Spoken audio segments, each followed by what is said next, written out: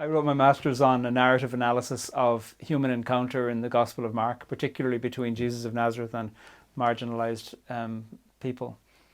And I was reading a commentary on Greek. And, it was a great commentary, and I looked to the back of it to think, what other commentaries have this publishing house published in this series? Because it was so good, it was just magnificent.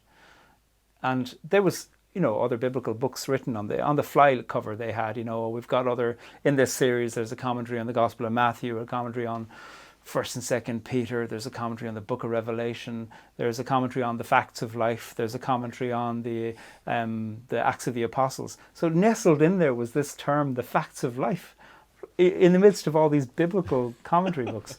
And seeing that phrase, the Facts of Life, just there like that, shocked me. I didn't know what to make of it.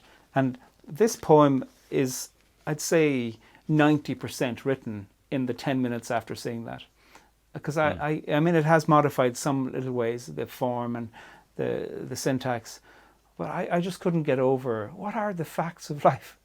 And seeing it there made me query. In conflict resolution, you're always thinking about what are the facts and what are the perceptions, and the difference between fact and perception is a major element that you're always going to be involved with. And it's not as simple as we think, because we argue about facts and perceptions all the time, and then we can think that perceptions are demoted and facts are the things that we want. And who decides what a fact is? If somebody says, I haven't slept a wink since my husband was murdered 30 years ago, do you want to argue with that on a level of fact? So here's a poem called The Facts of Life. That you were born and you will die. That you will sometimes love enough and sometimes not. That you will lie, if only to yourself. That you will get tired. That you will learn most from the situations you did not choose. That there will be some things that move you more than you can say. That you will live. That you must be loved. That you will avoid questions most urgently in need of your attention. That you began as the fusion of a sperm and an egg of two people who once were strangers and may well still be. That life is fair. That life is sometimes good and sometimes even better than good. That life is often not so good. That life is real.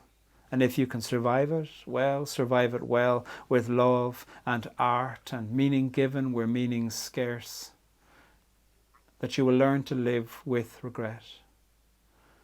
That you will learn to live with respect. That the structures that constrict you may not be permanently constricting. That you will probably be okay. That you must accept change before you die, but you'll die anyway. So you might as well live. And you might as well love. You might as well love. You might as well love.